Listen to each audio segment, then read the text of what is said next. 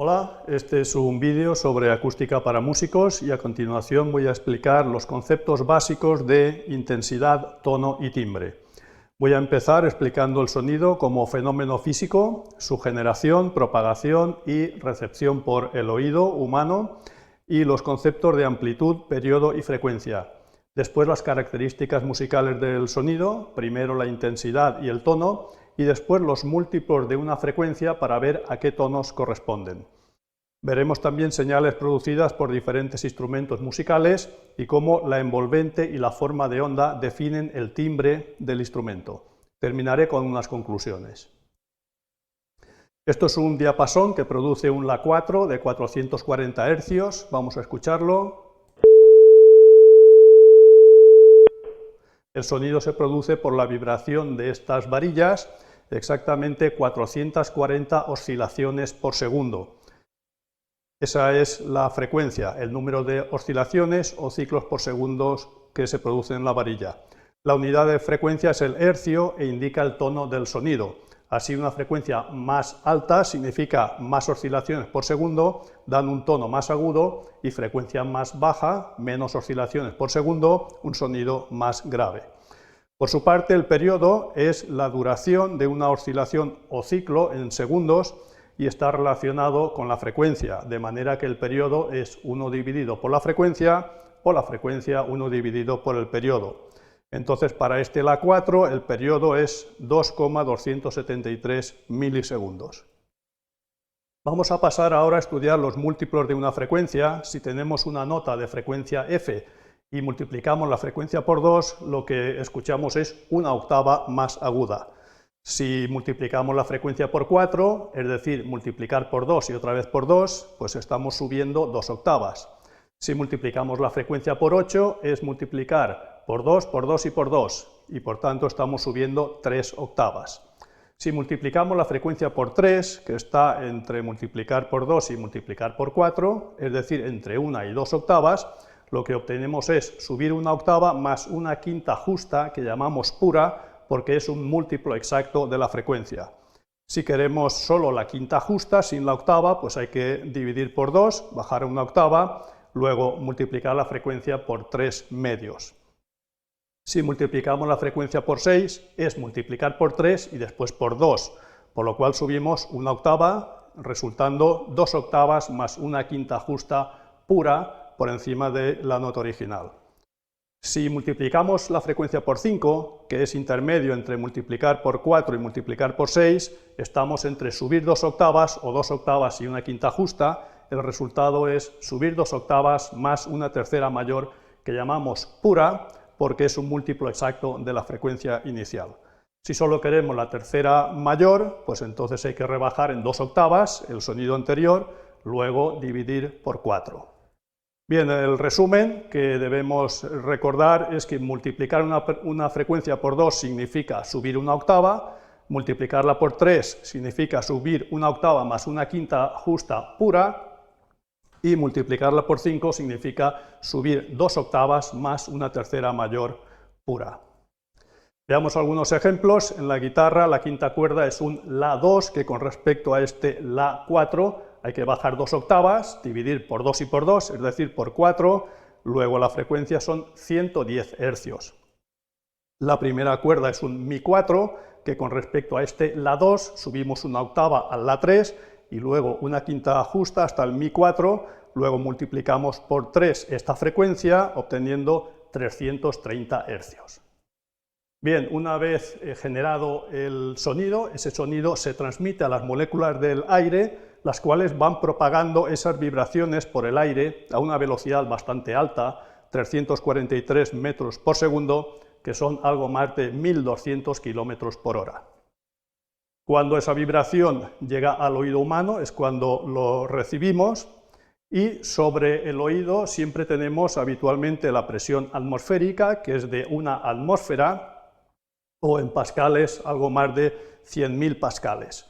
Y sobre esta presión atmosférica se superpone la vibración que hemos producido del sonido, que se llama presión acústica.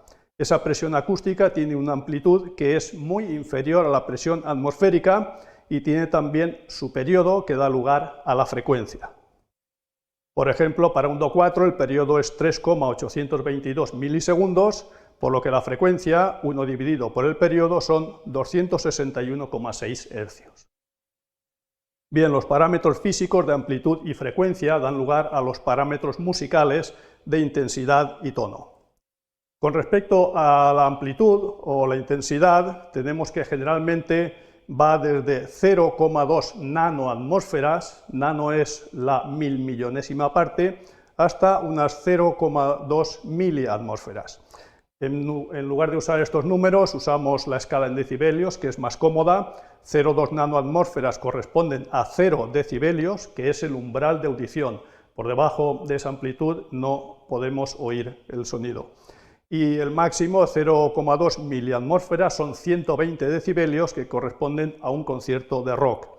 Una conversación normal está en torno a 60 decibelios, que son 0,2 microatmósferas. Micro es una millonésima parte. En cuanto a las frecuencias, el rango audible va desde 20 a 20.000 hercios, significa que por debajo de 20 o por encima de 20.000 ya no podemos oír sonidos.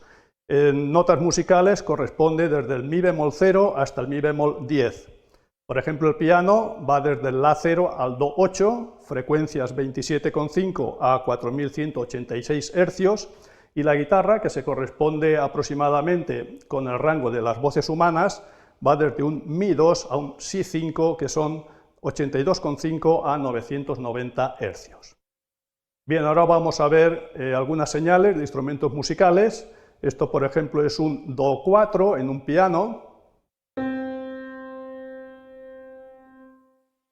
Es una redonda para negra igual a 90, duración 2,667 segundos. Aquí tenemos su representación en función del tiempo en segundos, y esto se llama envolvente. La señal periódica no la vemos porque está aquí dentro muy comprimida. Si ampliamos el eje de tiempos, aquí vemos las centésimas de segundo y aquí las milésimas de segundo, entonces aquí sí vemos esa onda periódica que tiene el periodo correspondiente al do 4.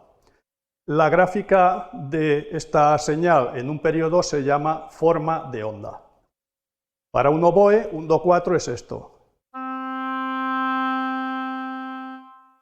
Es la misma nota de antes, su envolvente en función del tiempo en segundos, y si ampliamos el eje de tiempos hasta ver las milésimas de segundo, ahora sí vemos la señal periódica, que es distinta de la del piano, pero el periodo es exactamente el mismo. Y en el caso de una voz tenor,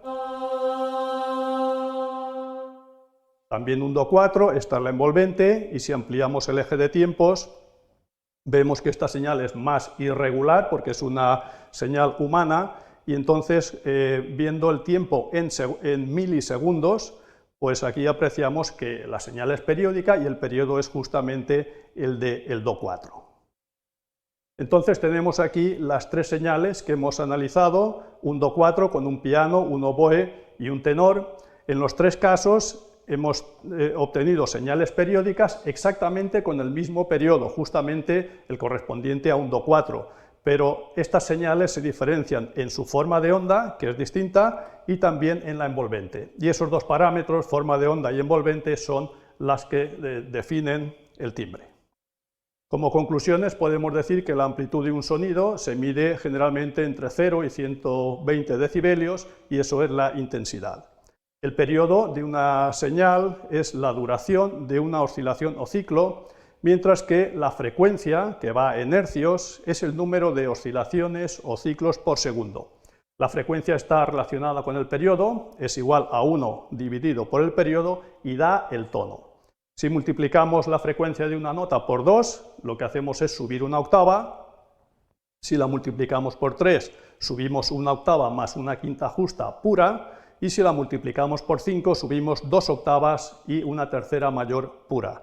El rango audible, donde podemos oír los sonidos, está entre 20 y 20.000 hercios aproximadamente, es decir, desde un mi bemol 0 a un mi bemol 10.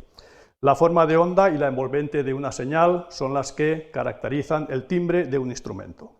Pueden encontrar toda la información en la página web ruedaharmonica.com. Muchas gracias por su atención.